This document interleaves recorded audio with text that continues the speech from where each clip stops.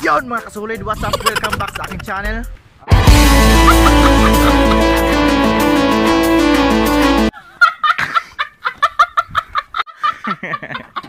Sulit. Ngayon mga kasulid, pupunta kami ng gubat. So abangan nyo, kasama ko yung kapatid ko. Ha? Kasama. Punta kami ng gubat kasi nabalitaan namin na meron daw mga malakas na tao doon. So hindi nila alam na merong silang kakalaban. So puntahan natin, abangan nyo. Pero bago ang lahat mga solid, kakain muna tayo ng butong. Kasi yun naman lagi yung kinakain natin. Shout out sa kapatid ko. Yan. Yan. Sarap daw ka. Niyay. Lamig kayo. Kain na kami ng butong para pagdating namin doon, yari sila sa amin. So, tambay lang kayo mga solid. Tambay lang. So papunta na kami doon mga solid sa gubat. Kasi meron daw siga doon. Pupuntahan natin kung meron ba talaga. Still na ng buhay to.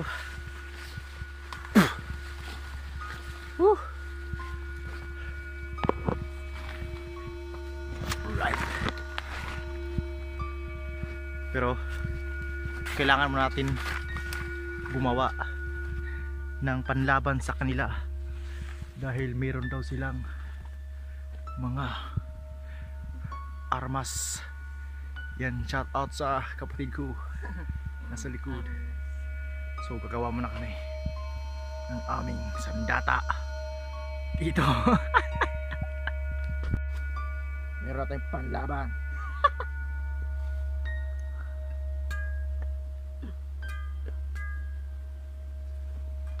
Yon, pupunta na tayo sa gubat. Dala to. Yan, gumawa ang aking kapatid ng baril para dalawa kami. Yon mga solid, pupunta tayo ng gubat. At siyempre kasama natin itong batuta natin. Lah, yung ulo ko mga solid ang daling umitim mo. Ano lang to, nung isang araw lang to ginupitan. Tapos ngayon ito na, meron ng buhok, itim na. Dali talagang tumubo yung ano, buhok eh. Siyempre pupunta kami ng gubat ngayon para maghanap ng mga matapang. Diyan kami pupunta mga kasolid, diyan sa gubat na yan. Kasi yun, hanap tayo ng makain.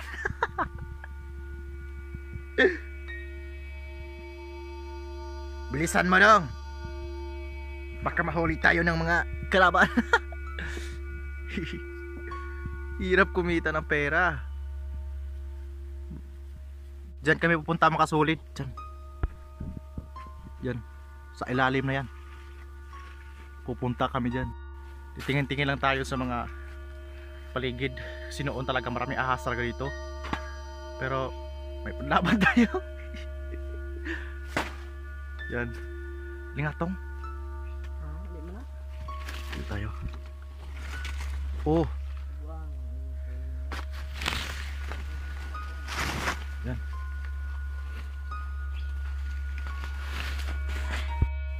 Pasok tayo dyan matuloy.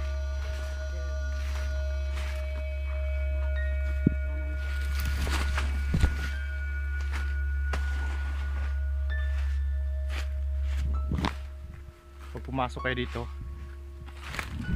kailangan hindi malakas yung boses natin kasi hindi natin alam yung mga bato dito.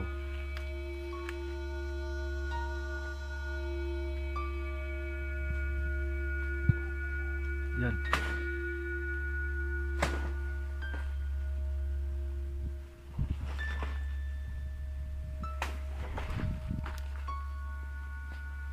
Oh, solid ang lamig, sobra.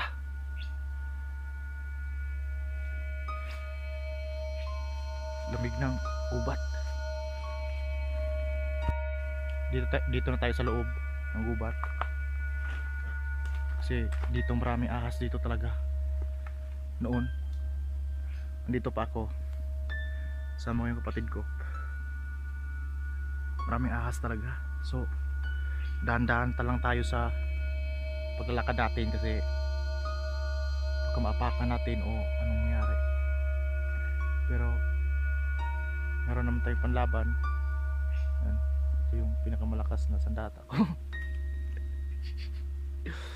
Siyempre pupunta tayo sa gitna ng gubat. Yan.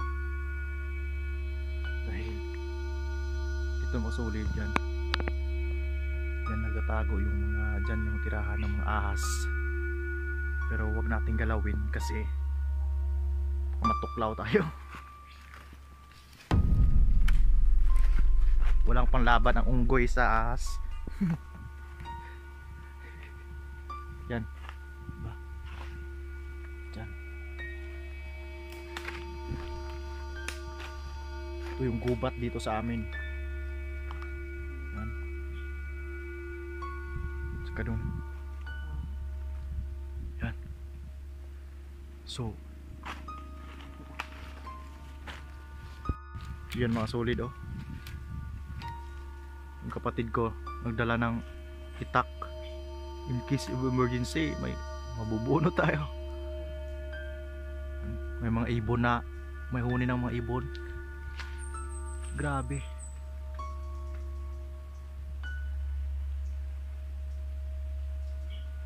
Yan.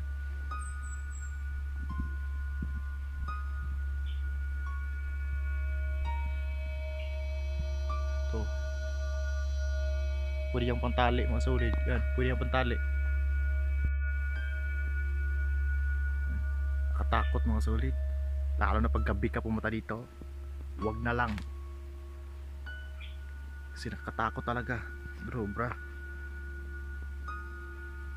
So pupunta tayo sa taas para kita natin yung ano. Siyempre pag mayroong ano dito, mga bulaklak, kunin natin dahil mahilig kami sa bulaklak eh. Kahit anong bulaklak kunin namin, itanim namin sa bahay. Yan. Pinapuno. Hindi namin alam kung ano yung pangalan ng puno na yan. Basta pagkakaalam ko, puno lang. Yan. Oh my god. Nagpasama talaga ako sa kapatid ko kasi hindi pwedeng ako lang mag-isa. Dapat may kasama. Punta ka ng gubat. Puno na yan oh. Yan basta-basta na puno. Yan. Yan basta-basta mga solid. So pag pumunta ka ng gubat,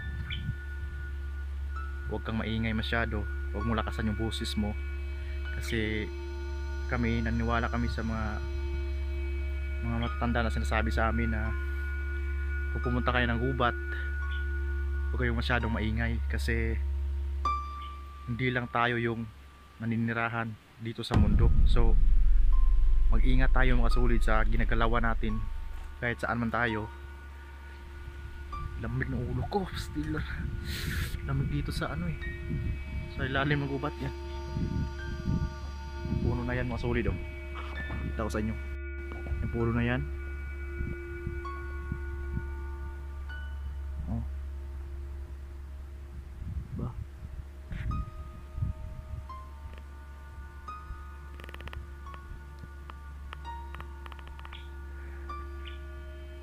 Yan.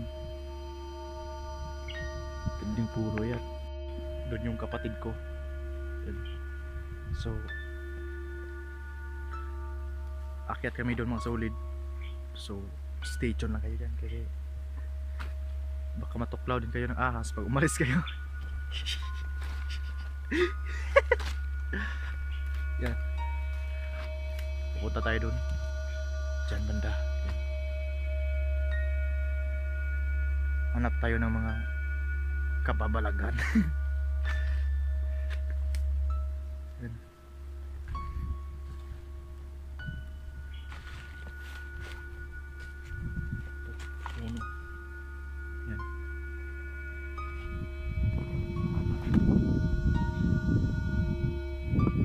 Akyat tayo dyan mga solid sa puno na yan. Akyat tayo dyan. Yan.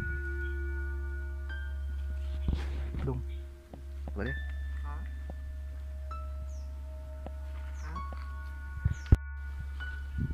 So, akyat tayo dito mga solid sa puno na yan. Kasi picture tayo.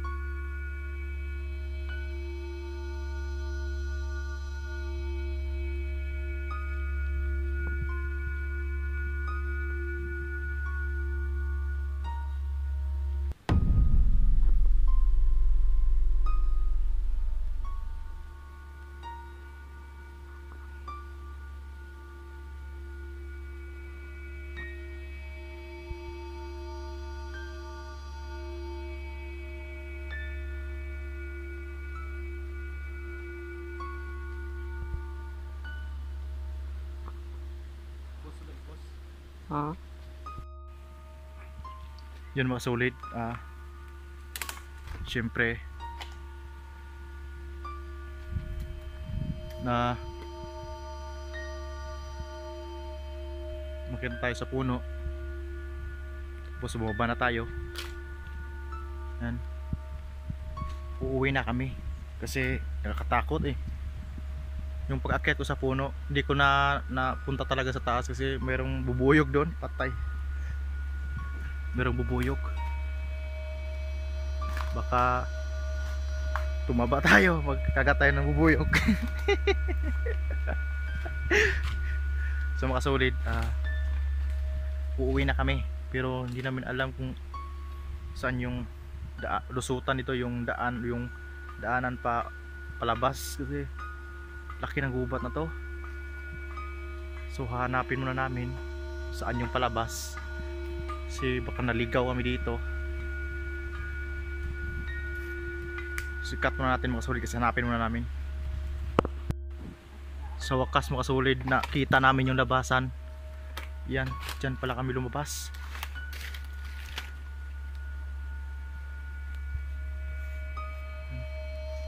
Salamat dahil nakita namin. Matagal din kaming naghanap sa labasan dito, gubat, kasi yung pagpasok madali lang, pero yung panglabas, sus ko Mariosep, hirapan ka talaga pag hindi mo kabisado to yung lugar to dito. Buti lang yung kapatid ko kabisado. So dito kami lalabas. Yan. So dito lang matapos ating vlog mga kasolid, ang ating mga kalokohan, ha? So maraming salamat mga kasolid sa walang kwentang vlog na to, pero nanood pa rin kayo. Meron akong gustong sabihin na hindi na ako mag-post sa FB sa mga picture na i-upload ko sa YouTube. Hindi na ako mag-post sa FB kasi titingnan ko yung kaibahan, yung mga nanood sa video ko, kung meron pa talagang nanood. Kasi pag sa FB ako nag-post ko sa FB, alam ko po na madali lang talagang maklik, pero yun, susubukan natin kung meron talagang manonood sa mga video natin sa YouTube. Meron talagang bibisita, pero sinubukan ko kahapon, meron naman. So yun, hindi na ako magpo-post sa FB. So subaybayan nyo lang sa YouTube yung mga video ko mga solid. So maraming salamat po sa pagsubaybay sa mga kalukuhang ginawa ko, sa mga walang kwentang video vlog na to, sa mga solid na sumuporta. Maraming salamat po. Hanggang dito lang po ang ating video. Maraming salamat. Bye bye. God bless you. God bless sa inyong lahat. Thank you so much. Babush.